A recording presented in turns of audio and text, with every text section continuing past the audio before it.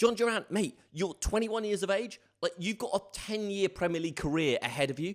You are going to earn massive, massive money. Enough money to look after yourself, your family, anyone connected with you in a reasonable way for generations, as long as you're not a fucking idiot about it. So don't give me that I need to move to Saudi Arabia to earn this amount of money because otherwise I'll be some impoverished man on the street. You won't be, mate. Like, you're on the brink of tens and tens of millions of pounds. As I say, invested correctly, that's buying like 10, 20 houses a year for like everyone you know. So I'm sorry, but I've gone full circle on this. I don't buy the new wave. I've seen a few like ex-pro footballers talking about how this is so acceptable because everyone's got different motivations and he's supporting like huge communities. I don't buy any of it. It's just greed. It's just greed. There's nothing more to it. It's all greed, Dave. No, it's all greed from top to bottom in the whole of sport. And this is something that has become very frustrating about modern sports viewing in general, is that we talk so much about money, whether it's prize money or, you know, these crap boxing fights between Jake Paul and Tyson. Everyone goes, well, Tyson walks away with 50 million in the back pocket. It's like, yeah, but when is the outcome of sport been about money? And to be honest, you've got to look at any player that goes to Saudi Arabia, goes for a big money move or anything like that, particularly at a young age, and you just go, right, if you want to be about money, fine. If you want to make as much money as you can, like, fine. But that makes me care so much less about you that you become more irrelevant. And do you know who makes the most money, Dave?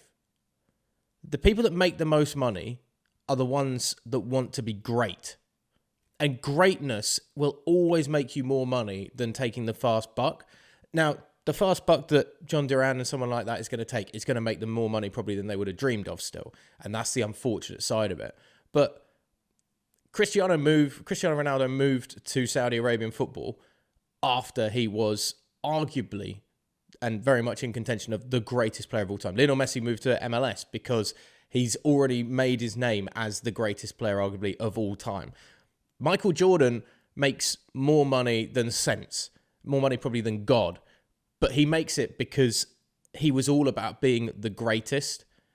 And that will always make you more. And we just need to slap aside now anybody that takes these sorts of moves early on with like ambivalent irrelevance in our lives as sports viewers, because it's not interesting. It shows a lack of desire to be great because you aren't going to become one of the greatest footballers of all time. And it shows that you don't even have that desire to become one of the greatest footballers of all time. So therefore, you're not interesting to me. Of all the problems I have with Manchester City or Pep Guardiola, you cannot admire the fact that Pep Guardiola definitely has this bee in his bonnet of wanting to be the best manager of all time and is willing to go through this sort of emotional trauma and emotional stress and go to these big clubs and continue to do it at different places to ensure that that legacy remains. I've done it at 3 of the biggest sides on the planet. I've brought history to City that I would never have, that no manager's ever done before. And I've done it in arguably the greatest footballing league on the planet, the Premier League. Whether he's helped by the financial cases or not, you still have to win it and you have to admire greatness. You don't have to admire this, and we should. It's like calling out somebody that says something horrible on social media or something like that. There shouldn't be like an uproar of, oh my God, and draw loads of attention to it. It should be, oh, like you're dead to us now. Like your level of attention is, yeah.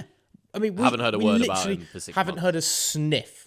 Ivan Toney could be having the greatest season of all time in Saudi Arabia, and I wouldn't, or he could be just sat in the corner of his apartment being miserable. It doesn't matter to me. I just don't care about you now as a football player because I don't see you being one of the people that wants to go and push yourself to be as good as you can be. You want to just go and take money, and if you want generational wealth, that's fine, but that has no impact on me, and I don't care about the money. I don't care how much money Rory McIlroy earned this weekend. I didn't care that Justin Rose had a putt, he hit a 3-wood from 15 yards off the green like a putter and rolled it in on the 18th to take joint third, I think it was, at Pebble Beach this week. And they said, oh, that's $1 million putt. And I'm like, I don't care about that. I care about the fact that it was a freaking great golf shot. The money is irrelevant to us as fans because we have no connection to it at all. It's only relevant to the players. And the more we continue to talk about it, the more miserable talking about sport kind of gets, because we're talking about people that clearly don't give a shit about what we want, which as supporters is to see greatness and to see our clubs, the things that the players and athletes that we love winning trophies and medals.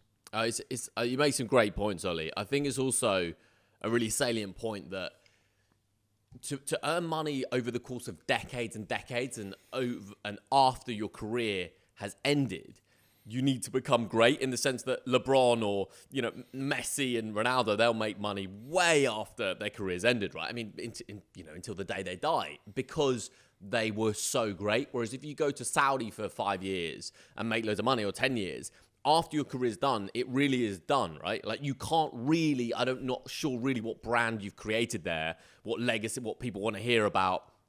You start your own podcast at the end of your career and you're Messi, and obviously you're going to get 100 million downloads in the first week, right? But you start Ivan Toney, it's like, right, I don't quite know what we're listening to here. So yeah, I think it's an interesting point, and good luck to the fella. Off he goes. I doubt it was all his decision. I'm sure there's lots of advice around him. You're 21 years old, man. Like, how could you be making the correct decisions for yourself at 21? Like, his agents involved, his parents, people that are getting a slice of the pie. I'm not saying anyone's got bad intentions here, but it's... I don't know, Give me the John Duran podcast. Give me the John Duran podcast right now. Start it now when life is great and you're cashing checks and you're about to fly off in the private jet, and give me 3 years down the line on that podcast, and I want to see how different you are, because the money will be great for this point in time, but when you're fucking miserable, sat there in your amazing apartment in Saudi, but you can't go out like you'd like to, you can't do what you kind of would want to do, or you can, but it has to be so secretive that life is just a stress now, along with then having to play football in front of a few thousand people in a mediocre league that is trying its best to buy football's attention. Like, I'll watch and listen to that podcast for 3 years for that breaking point. It's like we've said it before, and not another sports pod, but I mean, Ivan Toney, Ollie, could be Arsenal's number 9 in a Premier League title race. He gave up, and I know it wasn't possibly a straight fork in the road, but certainly there's massive interest from Arsenal. Could have dropped his wage demands, gone to Arsenal, and he could be leading the line in their bid for a Premier League and a Champions League this year. Like, I mean, what's that worth? Isn't that the absolute? Like, how fucking exciting is that? And he doesn't have that. And again, it's not like at Arsenal he would have been on 52 grand a year. Like, he still would have been making decent cash, folks. So